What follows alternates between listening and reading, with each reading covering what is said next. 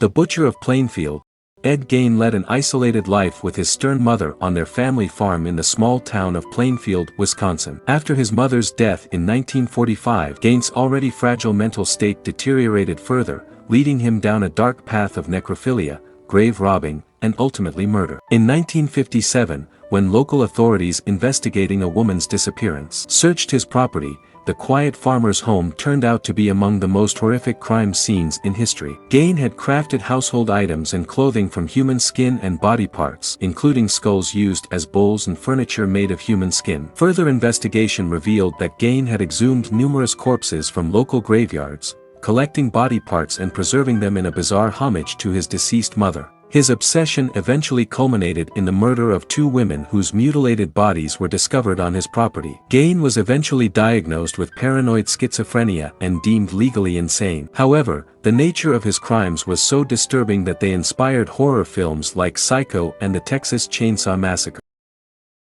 Zodiac Killer.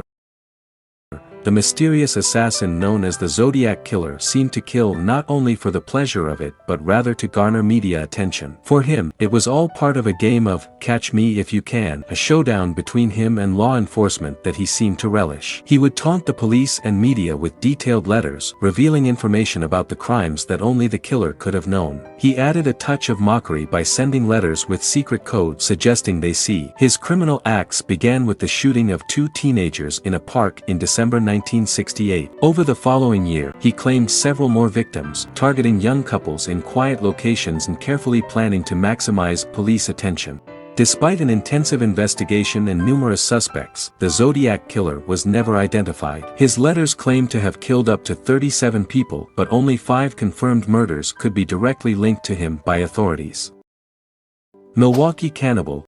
Jeffrey Dahmer, known as the Milwaukee Cannibal, almost managed to escape authorities if it weren't for a victim who managed to flee. He would typically lure men, especially young African American men and boys, into his apartment where he would mix drugs into their drinks and then manipulate them as he pleased. After killing his victims, he would dismember their bodies and keep parts such as skulls, hands, and genitals, even consuming some. He conducted experiments on some victims, trying to turn them into a kind of zombie using a drill and dangerous chemicals, hoping they would stay with him forever. Dahmer was convicted of the murder of 15 men and boys, although he admitted to other murders. The situation could have been even worse, as one of his victims, a minor from Laos, managed to escape from his house despite Dahmer having drilled a hole in his head with a drill. However, when the police returned to Dahmer's house, he claimed the boy was his drunken partner. In 1991, Dahmer was finally arrested and sentenced to life in prison, but he was later killed by a fellow inmate during his detention.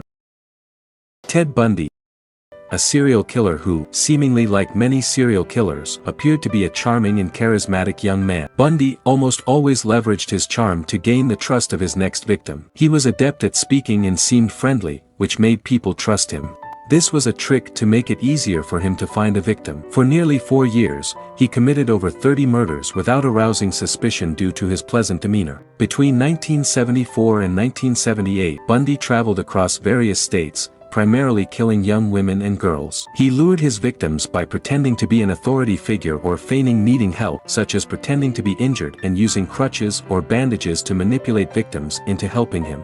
This not only made him less threatening but also provided an opportunity to get them close to his vehicle only to brutally kill them. Bundy's methods of murder were particularly gruesome, as he often returned to the crime scene to engage in acts of necrophilia. What's even worse is that he decapitated at least 12 of his victims and kept their severed heads as trophies. Despite committing these murders almost regularly, Bundy managed to evade capture for years due to his ability to blend into society. When he was a serial killer, he outwardly seemed like a normal guy. He dated girls, had a job, and was not socially awkward. During his trial in Florida, Bundy assumed the role of his own lawyer and tried to portray himself as a victim of pornography and a dysfunctional family. However, the evidence against him was overwhelming, and he was convicted and sentenced to death.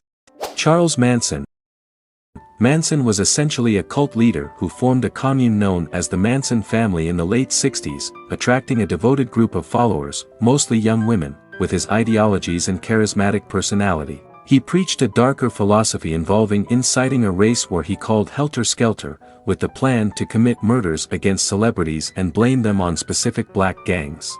In August 1969, At Manson's behest, members of his cult killed pregnant actress Sharon Tate along with 4 others at her Los Angeles home. The following night they murdered the LaBianca couple in their home, leaving messages written in blood at both crime scenes saying "Death to Pig," with pigs referring to police officers, to make it appear as though the crimes were committed by gangs. In reality, Manson didn't physically commit the murders but instead manipulated his followers to carry out the acts for him. Manson was convicted of conspiracy to commit murder and initially sentenced to death, which was later commuted to life imprisonment. Jack the Ripper. Jack the Ripper's victims were gruesomely killed with cuts so precise to their throats that they almost seemed surgical. Although his body count wasn't as high as some other serial killers, what set him apart was his ability to evade capture. The murders occurred in the impoverished Whitechapel district of London, targeting old prostitutes who were likely solicited for their services by Jack himself. In an era devoid of social media or widespread news coverage, the public relied on newspapers and word of mouth, fueling the terror surrounding the killings. Accounts detailed how the Ripper meticulously removed the internal organs of his victim, leading many to speculate about his level of education and socioeconomic status. As more bodies were discovered, panic spread throughout the community, fueled by rumors that the killer could be a vampire or vengeful spirit. Unfortunately, many authorities at the time showed little interest in the victims, believing they deserved their fate due to their profession. Despite thorough investigations and numerous suspects over the years, Jack the Ripper's true identity remains one of the greatest mysteries in history. The Rostov Ripper. Partially due to the incompetence of investigators and the lack of modern forensic techniques at the time, the Rostov Ripper continued his killing spree, claiming the lives of at least 53 women and children in the Russian towns of Rostov, Shakhty, and Novicherkassk between 1973 and 1990. His victims, ranging in age from 7 to 36, often fell prey to acts of necrophilia and cannibalism after their death. Andrei Chikatilo preyed on vulnerable individuals by exploiting their trust or desperation. He would often approach his victims in public places such as bus or train station, markets, or parks, offering them money, food, or assistance to gain their confidence. He presented himself as a friendly and helpful figure, gaining the trust of his victims before leading them to isolated locations where he could carry out his heinous acts without interruption. Chikatilo would also promise financial assistance or aid to women who were struggling financially or in need of help, often doing so before subjecting them to acts of violence, including biting off their tongues and other body parts. Despite an investigation by Soviet authorities, Chikatilo remained at large for over a decade. His killing spree finally came to an end in 1990 when he was arrested after a routine document check revealed his connection to the murders. During his trial, Chikatilo confessed to the murders and described in chilling detail the pleasure he derived from the acts of and he was eventually found guilty of 52 murders and sentenced to death by firing squad in 1994. The Night Stalker.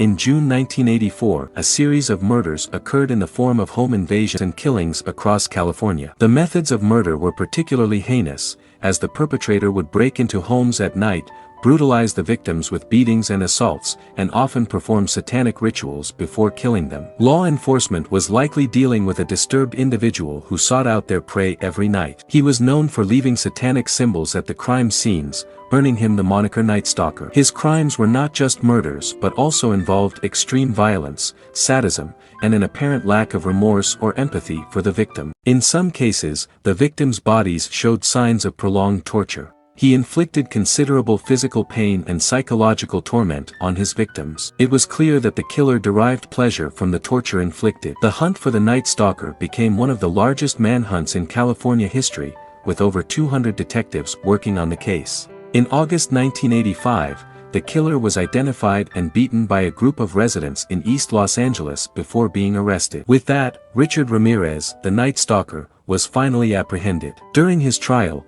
Ramirez embraced his Night Stalker identity, often flashing a pentagram at cameras and taunting the families of his victims. What's even more shocking is that during Richard Ramirez's trial in 1989, one of the jurors, Phyllis Singleton, died unexpectedly. Singleton was found dead in her apartment, and her death was attributed to a lethal combination of alcohol and prescribed medications, including Valium and codeine. The event occurred during the sentencing phase of Ramirez's trial, fueling speculation that he may have had a hand in the juror's death. Ultimately, Ramirez was convicted of 13 murders, 5 attempted murders, and 14 burglaries.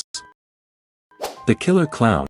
John Wayne Gacy, known as the Killer Clown, would perform as Pogo the Clown during community events and charity functions, but behind the scenes, he turned into the serial killer responsible for the deaths of 33 young men in his home in Norwood Park Township, Illinois, between 1972 and 1978. Gacy would lure at least 33 young men and boys to his house after advertising fake job offers in public areas. Once there, kill them by strangulation or suffocation. His killing spree came to an end in 1978 when the police discovered a large number of human remains buried in the attic of his home and in the surrounding areas. Investigations revealed that Gacy had meticulously documented his crimes in journals and kept souvenirs of his victims. For him, all of this was a game that seemed to bring him satisfaction. In 1980, Gacy was found guilty of 33 murders and sentenced to death. Even as his life was about to end, his last words were "Kiss me."